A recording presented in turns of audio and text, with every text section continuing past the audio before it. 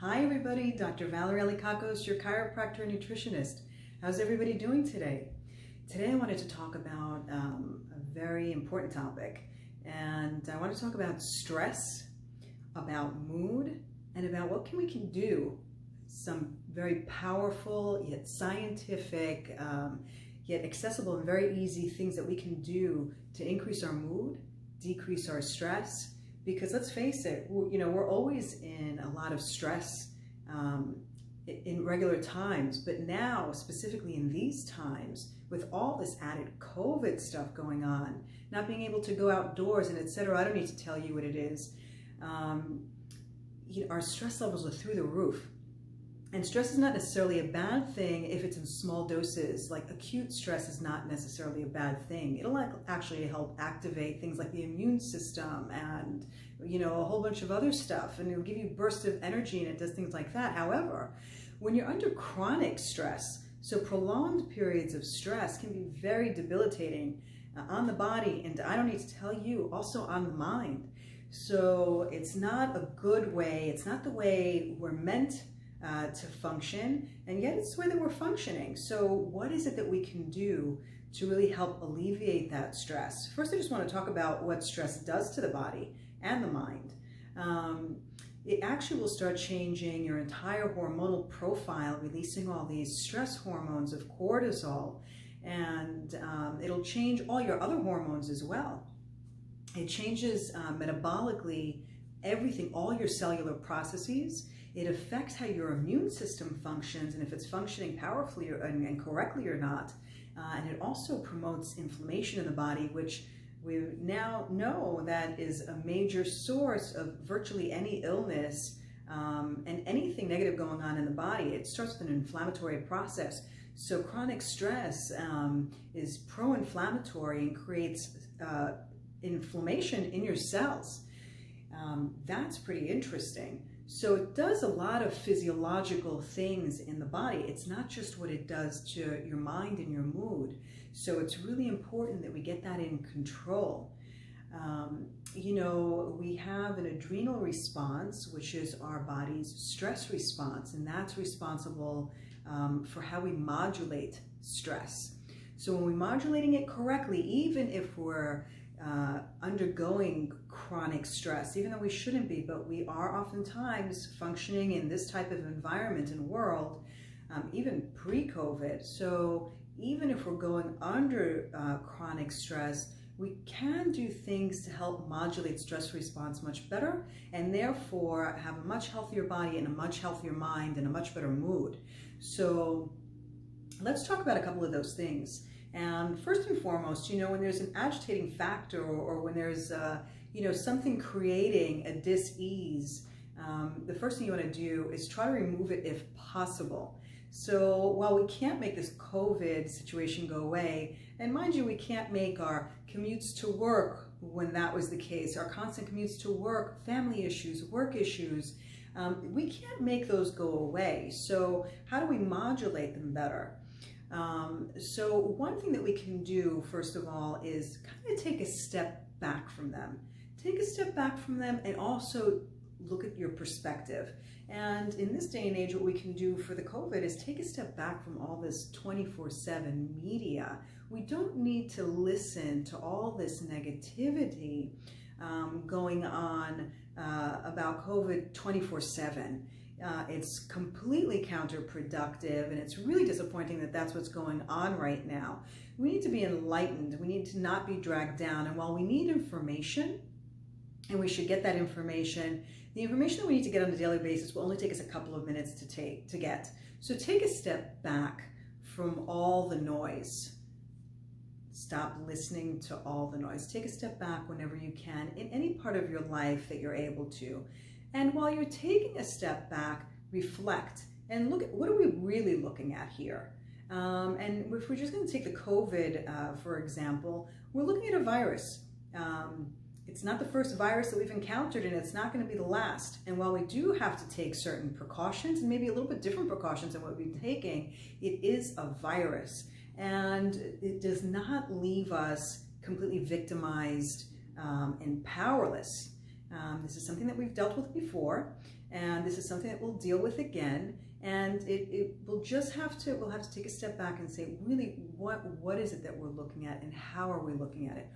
Have we engulfed ourselves in a fear bubble?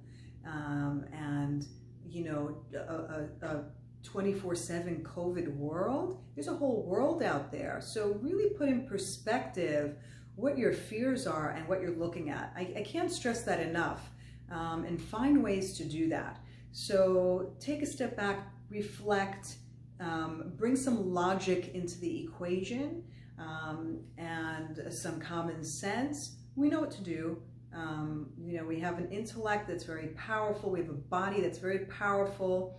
And if we just get stress out of the equation of both, or at least minimize it, or keep stress there in a smart way and in a positive way, it'll help us to focus, to make better choices. Our bodies will function much better. I can't stress that enough. A lot of people don't think about what stress does to the function of the body. It really makes the body falter, and it really impedes and gets in the way of all its systems.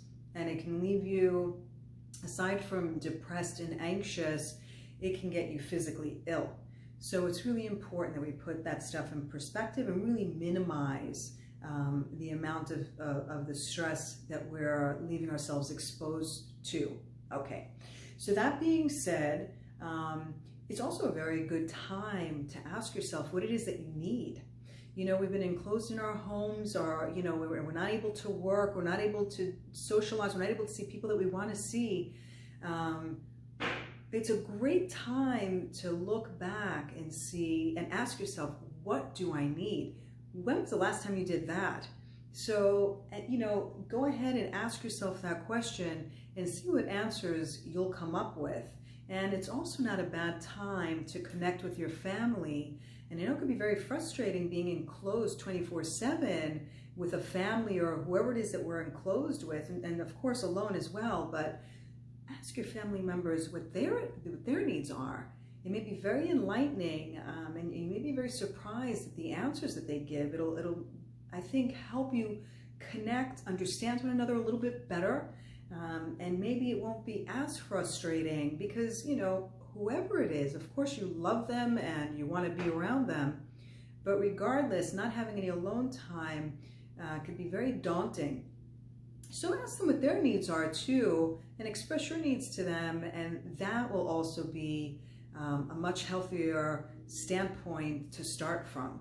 And, you know, connection is something that we're lacking, so that's a beautiful way to connect with the people that you are in a home with, or whoever it is that you want to ask that question to. It could be people that you're not you know, confined into the house with. You know, it could be anybody in your life. So that's, I think, a great thing to do. But again, don't forget, ask yourself first that question and really sit down and answer it. Okay. It's a really good time to connect with people that you normally connect with but aren't able to now. You know, I belong to a women's chiropractic group, and we decided to have a Zoom meeting, and more of a social Zoom meeting than discussing anything professionally. And so about 35 of us were there, and all of a sudden this Zoom screen comes up that looked like the Brady Bunch screen except multiplied, because it was 35 people and not 6. And the energy, I wasn't expecting to get this overwhelming feeling. I was moved, I was touched, I don't know what I was, but it brought tears to my eyes. And I wasn't the only one, because I saw a lot of little squares dabbing their eyes over there. So a lot of the ladies were moved. So I didn't realize, you know, because I'm doing a lot of things, occupying myself, but that connection, I guess I was longing for it, and it was really beautiful. So don't forget to keep in touch and connect with people that are not in your immediate home. Reach out to whoever it is that you miss and you enjoy and know. So that's a really good thing to do.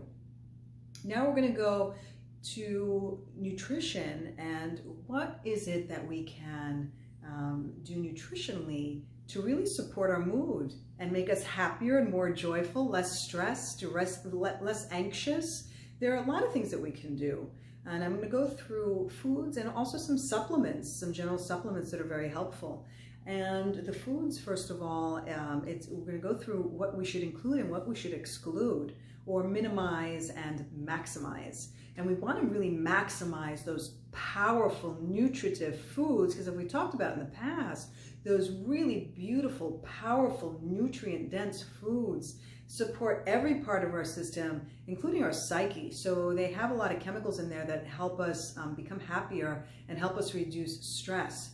So we want to minimize the foods that drag us down, drag our energy down, drag our moods down, and our anxiety promoting, and our depressants.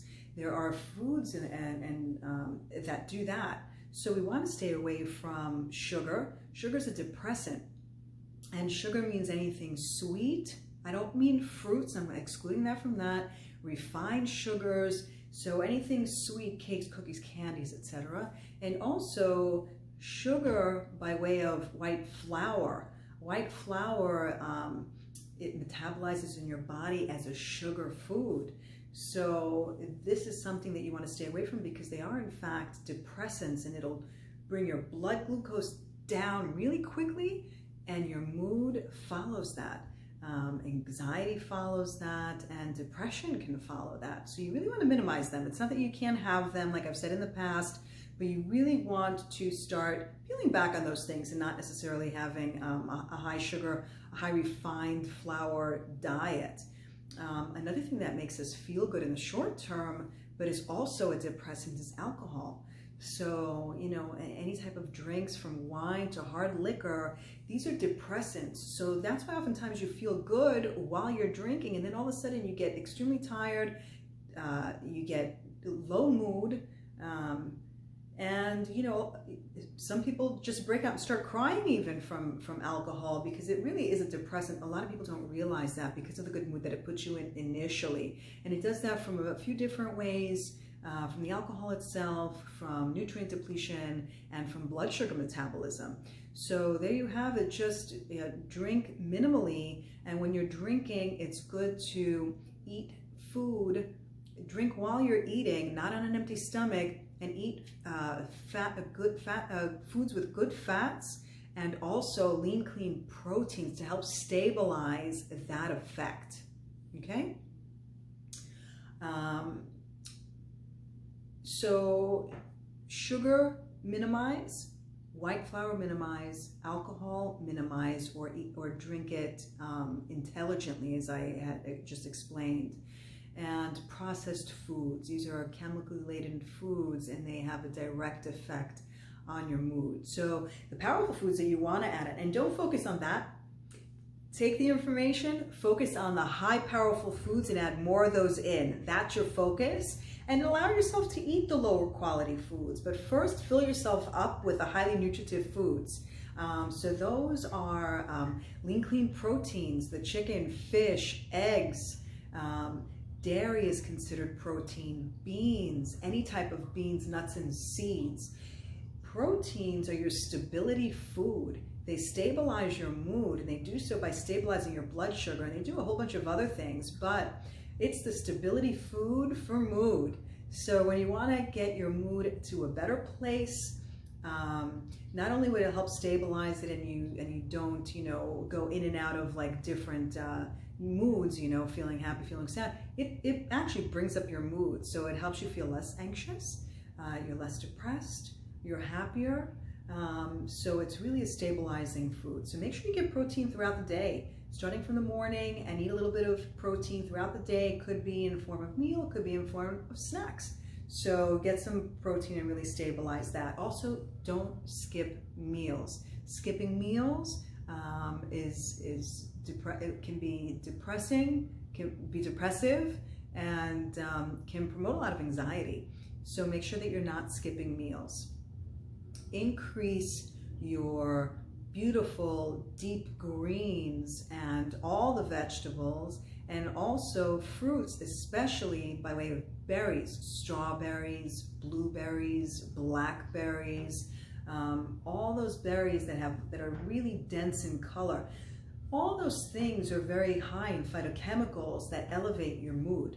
So those are really good things to start eating more of, and they're so delicious and enjoyable. And then again, don't look at it like what you can't eat. Fill yourself up on these type of foods and minimize and allow yourself to eat the other ones once you're full and get your nutrient in. Okay, so watch how you're eating, when you're eating, and what you're eating, and also be careful. Oh, and by the way, when I go to sugar, I forgot to mention sodas and even fruit juices, if they're not freshly pressed, like orange juice, like Tropicanas and the like, because of their high sugary content and high processing, very easy to drag you down. It's liquid sugar, it absorbs very quickly, and it can do a number on you very fast. Minimize those. You'll be doing your body a favor in so many ways. What vitamins can we take to help support our mood? Very easy. We take B vitamins, multi-B, and they really help with the stress response. And they're mood elevators, and they also give you energy, and they also help you relax. I know it sounds like complete opposite of the spectrums, but it relaxes your nervous system and it gets you energetic. They're great fuel. They're involved with virtually every cell process of the body. They're great if you have anxiety. They're great if you have depression. You know, if you need medical attention, please seek it. You know, I'm giving advice, general advice on nutrients that can help with your mood. And so B vitamins are a great way to start. You can take them with or without food, and they're just great. They do a lot of beautiful things to your body. Magnesium is another great supplement to take. It promotes relaxation, and it also gets rid of anxiety. Really wonderful magnesium, and that's also involved with a lot of cellular processes, so it does a lot of good to your body in general. And then there's different herbs that they call adaptogens that help actually your adrenal glands, that system that modulates your stress response. Those adaptogens, there's a whole bunch of them.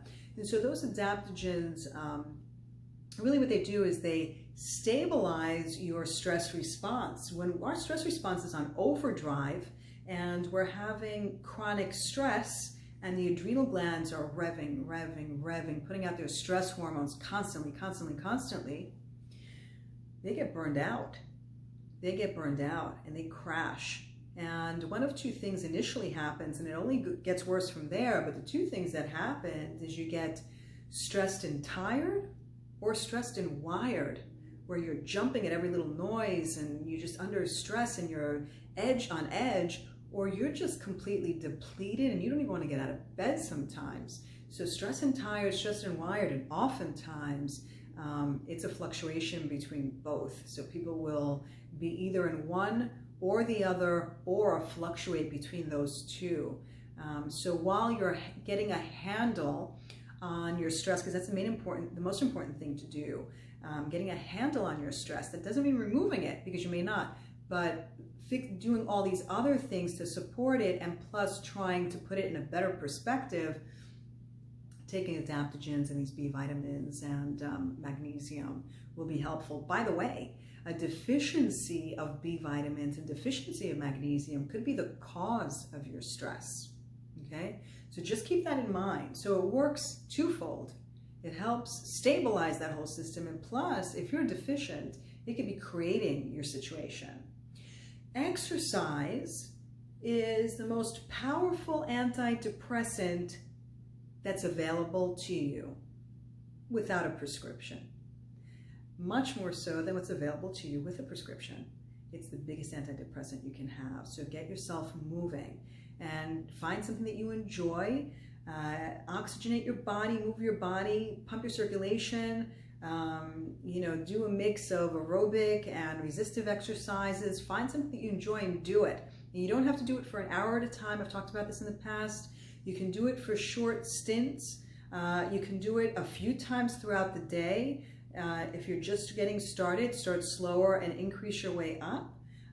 It's a great thing if you can also do exercise in the outdoors and get some fresh air while you're at it, and maybe even some sun in New York, who knows.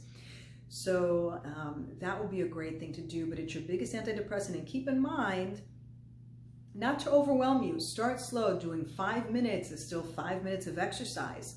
But for those of you that are exercising and exercising half hour a day, think about adding a little bit more, because don't forget, we're sitting down. If we're exercising for half hour a day, we're sitting or laying down for 23.5 hours. So, the body likes to expend the energy. By the way, your whole hormonal profile is also different when you exercise. So exercise affects a lot of stuff, but definitely mood, and that is what we're talking about. Biggest antidepressant, available to everybody, and it makes you look better too. So it's not a bad thing. If you don't exercise, trust me, your life will be so much better for it. You'll feel so much better. That should be motivating enough. Try it. Find something that you enjoy. You can do it for 5 minutes. You can do it for an hour. Do whatever you want, but get yourself moving. Very, very important. Breathing, which seems like so insignificant, is extremely powerful in modulating your mood and your stress response. It has a direct effect on your nervous system. When you breathe correctly, it increases your relaxation nervous system, your relaxation response, and it decreases and balances out your nervous system. So then all you have to do is breathe. You're breathing anyway. Just learn to breathe correctly and do some breathing exercises, and you will have one powerful, scientifically proven, and very quick way to reduce your stress, because it'll kick on in minutes. And I mean just a couple of minutes. So you can do it while you're sitting down. You don't have to meditate if you don't want to. Although meditation is a beautiful thing. You can Google online how to breathe. There's all sorts of techniques, but that's a great way to take control of your mood, of your nervous system, of how you feel, of your stress response, of your anxiety, of your depression. It's just powerful, and all you're doing is breathing. So that's another very good, I want to just, really stress that.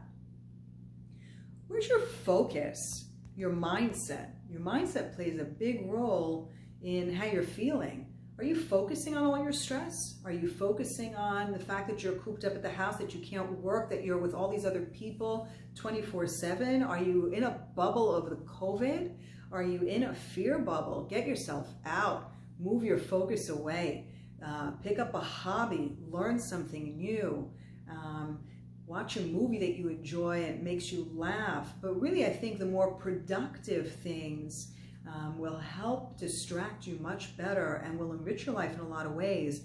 When we're learning something new, it actually helps us, we build new neurons, and that really will help us change our perspective and our direction of our thinking, because now we're using different neurons for different things, and we're kind of halting that cyclical pattern of our stress mode and focusing on the stress. So actually, neurologically, learning something new or picking a new habit, a new hobby, will really help shift your stress response. So as humans, we have a default system of going toward the negative and going toward the dangerous situation and going toward the fear.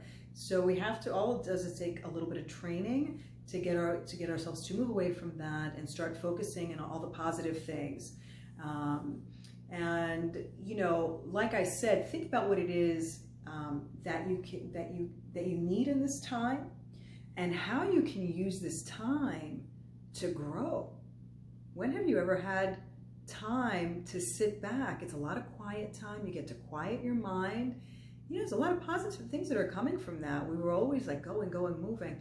Now we get to slow down a little bit. So it's a really great time to think about what it is that we want to do, or if we've been wanting to do something for years, it's a great time to start it. I just signed up for French classes. I've been thinking about it for 15 years.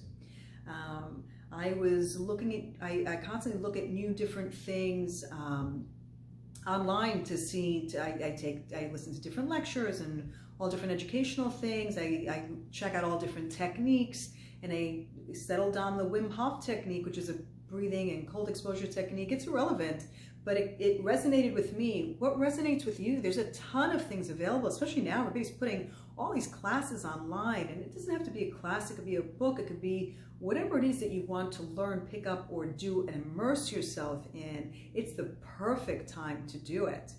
I've also been enjoying some music. I love music. I'm immersing myself more. You know, I'm playing music in my house, especially when I'm cooking. I blast the music that I've been enjoying, and I dance around in my kitchen. Yes, I do. And I'm also go online to Jazz at Lincoln Center, and I'm, you know, going into personal conversations with Wynton Marsalis. They put this up weekly, so I feel like I'm hanging out with all these like major jazz people. It's been a highlight of my week. It's been a highlight of my week. So find what you connect with and connect, because it's important, like we talked about before, to connect with people, but you got to connect with yourself, your passion, and your soul. Connect there. It's a really enriching and positive, beautiful, and enlightening things to do, and will really elevate your mood dramatically. Let's see. So meditation, the last thing I'm going to talk about. Meditation, you maybe not want to do meditation, it's fine, but also it's a very powerful thing to do. If anything, while you're meditating, you get to quiet and silence the mind, and that's where all that fear comes from. It's what we're thinking in the back of our head. And you know, constantly that tape that we're playing in our head, it gives us a break from that while we're trying to shift that perception and shift our focus and try to stay more positive. Meditation will help give us a break, as will all these other things that we talked about. Meditation also has the aspect of breathing, deep breathing in it. Most of them have that, which is an added benefit or part of its benefit.